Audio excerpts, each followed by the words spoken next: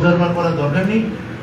কর্মীরা এখানে ভালো আছে, কর্মীরা এখানে একটু ছত্রভঙ্গ হয়ে আছে, কর্মীরা একটু খালি বিচ্ছিন্ন হয়ে আছে, অনেকগুলো গোষ্ঠীতে পরিণত হয়েছে। আমি বলছি আমার ভোটে আমি কোনো গোষ্ঠীবাজি মানব না, আমি কোনো লবিবাজি মানব না।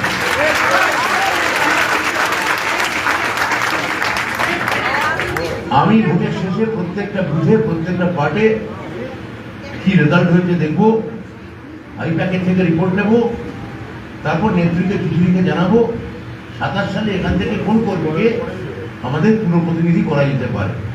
সেটা নির্ভর করছে তারা কোন পার্টি। দমদমের রাজনীতিতে এবার বড় স্বীকারোক্তি। তৃণমূল কংগ্রেসের প্রার্থী এবং রাজ্যের শিক্ষামন্ত্রী ব্রাত্য বসু নিজেই মেনে নিলেন দলের ভেতরের গোষ্ঠী কোন দলের কথা। রবিবার সন্ধ্যায় দক্ষিণ দমদম পৌরসভার 3 নম্বর ওয়ার্ডে একটি কর্মী সভায় যোগ দিয়ে কর্মীদের উদ্দেশ্যে বার্তা দিতে গিয়ে তিনি স্পষ্ট বলেন, এলাকার কর্মীরা ভালো থাকলেও তারা এখন ছত্রভঙ্গ, একাধিক গোষ্ঠীতে বিভক্ত হয়ে পড়েছে সংগঠন। তিনি আরও জানান, আমার ভোটের আমি কোনো গোষ্ঠীবাজি বা লবিবাজি মানব না। ভোটের পর প্রতিটি বুথের ফলাফল খতিয়ে দেখে আইপ্যাকের রিপোর্ট নিয়ে তিনি সরাসরি নেত্রীকে জানাবেন 2027 সালে কারা পুরো প্রতিনিধি হওয়ার যোগ্য। এদিকে ব্রাত্য বসুর এই বক্তব্যের সাথে সুর মিলিয়ে দমদমের বিজেপি প্রার্থী অরিজিৎ বক্সি এবং সিপিএম প্রার্থী ময়ূক বিশ্বাস কি বলছে শুনে নিন। জানাই উনি সত্যিটা স্বীকার করেছেন, এই শেষ কাঠালে এসে ওনার বিধায়কগিরি খতম হওয়ার লগ্নে স্বীকার করলেন নিজে মুখে। যে কোনো সত্যিকেই ভারতীয় জনতা পার্টি স্বাগত জানায়, এটাকেও আমরা স্বাগত জানি। এটা তো সত্যি, আমরা 2 দিন আগে আমরা দেখেছি পুতুল ডেকেছে বলে গোপা রাগ করেছে, গোপা ডাকলে জয়ন্তী রাগ করে, জয়ন্তী ডাকলে পুতুল রাগ করে।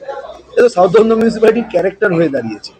আর এই সমস্ত এই যে রাগারাগি, দলবাজি, লবিবাজি, এর কেন্দ্রবিন্দুতে কেউ যদি থেকে থাকে তিনি হচ্ছেন বিধায়ক ব্রাত্য বসু, প্রাক্তন বিধায়ক ব্রাত্য বসু।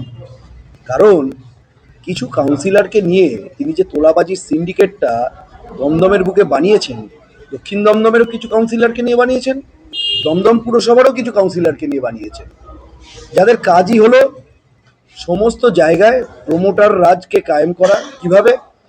অপরিকল্পিতভাবে রাস্তার হাইট তুলে দিয়ে ড্রেনের বর্ষার যে নোংরা জল যাতে বাড়ির লোকের একতলায় ঢুকে যায়, বাড়ির লোক অতিষ্ঠ হয়ে পাড়ার প্রমোটারকে ডেকে বলে থাকতে পারছি না, বাড়িটা প্রমোটিং করে দাও। আর যে মুহূর্তে প্রমোটিং হলো, স্কোয়ার ফুট হিসেবে ব্রাত্য বসুর কাছে তার সিন্ডিকেটের কাউন্সিলরদের মাধ্যমে পৌঁছে যাবে। এই সহজ হিসাব, একদম সহজ হিসাব। বিগত 10 বছর ধরে ব্রাত্য বসু একদিকে চাকরি বিক্রি করেছে আর একদিকে দমদমের প্রমোটারদের মাধ্যমে দমদমের মানুষকে শোষণ করে গেছে। এবার এটা করতে গিয়ে উনি যেটা করেছেন এটা তো স্বাভাবিক, লবিবাজিটা তো উনিই তৈরি করেছেন। সব কাউন্সিলর, তৃণমূলের সব কাউন্সিলর এর মধ্যে জড়িয়ে নেই, এটাও ঠিক কথা।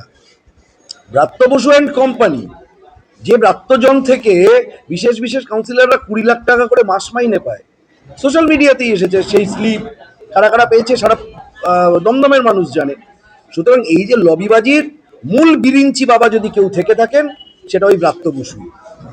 তিনি বলছেন লবিবাজি মানবো না, হতে দেবো না তার এই ভোটে। শুধু তাই নয়, যে কর্মী বুথে লিড দেবেন সেই 2027 সালে টিকিট পাবেন, সেই ব্যবস্থা তিনি করবেন। হ্যাঁ, মানে কথাটা অর্ধেক বলেছেন।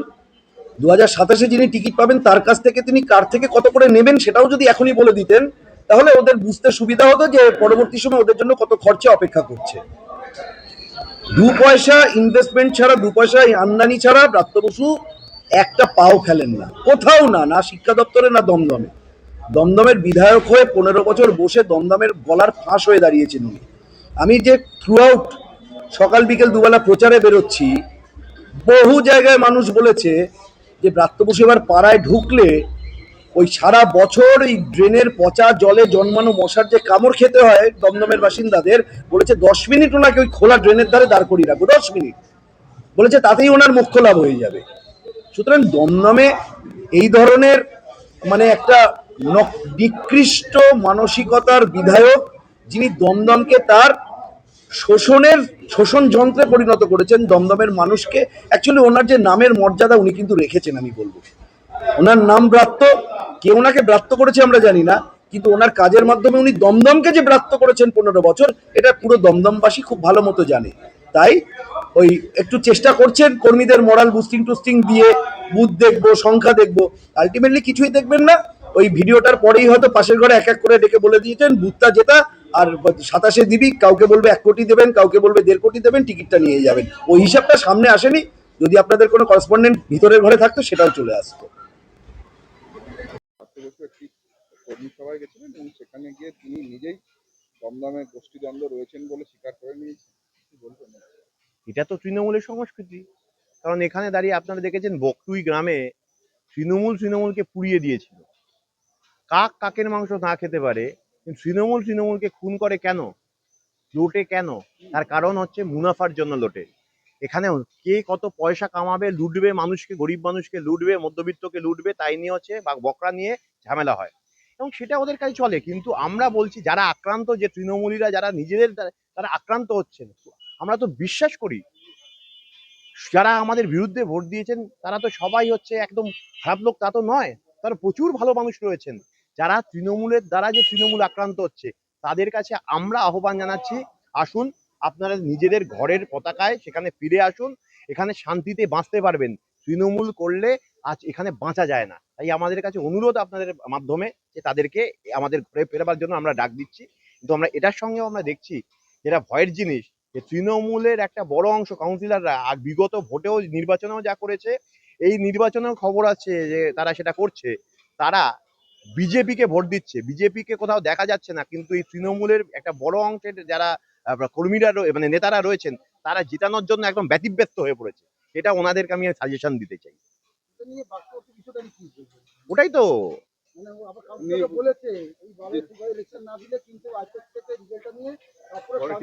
পরে টিকিট দেওয়া হবে না 27 সালে। দেখুন, সেটা ওদের ব্যাপার, ওরা অ্যানালিস করবে কিরম ভাবে। কিন্তু মুশকিল হচ্ছে এইসব করতে গিয়ে আলটিমেটলি দমদমের যে মূল সমস্যাগুলো, নিকাশি থেকে শুরু করে শিক্ষাটা উঠে গেছে, সেটা নিয়ে কেউ ভাবছে? একটা কথা বলবে না। ওরা লুটে পুটে খাওয়ার জন্য মারপিট করে যাচ্ছে, যা কিছু করুক, এটা তৃণমূলের সংস্কৃতি। কিন্তু আমরা দমদমের মানুষকে বলতে চাই, আমাদের মূল সমস্যার আমরা জবাব দিয়ে চাই। এই অপরিকল্পিত উন্নয়ন, এখানে রাস্তাঘাটে যানজট, শিক্ষাটা লাটে তুলে দিয়েছে এবং আমাদের দমদমে হচ্ছে শুধুমাত্র স্কুলের নেতাদের পেছনে পেছনে ঘুরলে তবেই চাকরি মিলবে, না হলে হচ্ছে ওপেনলি বলছে, তা না হলে হবে না। এই সব জিনিস থেকে, এই বদ্ধ পরিবেশ থেকে আমরা মুক্তি চাই। দমদমের মানুষ ওদের ঝামেলায় অনেক দেখে নিয়েছে, এখন নিজেদের জীবনযাত্রার সমস্যায় মানুষ বিধ্বস্ত। আমরা চাই সুস্থ দমদমে সুস্থ সংস্কৃতি। আমরা এটুকুও চাই যাতে তৃণমূলের হাতে তৃণমূল না মরে, তার জন্যই একমাত্র উপায়, আসুন লালে ফিরুন, বামে ফিরুন।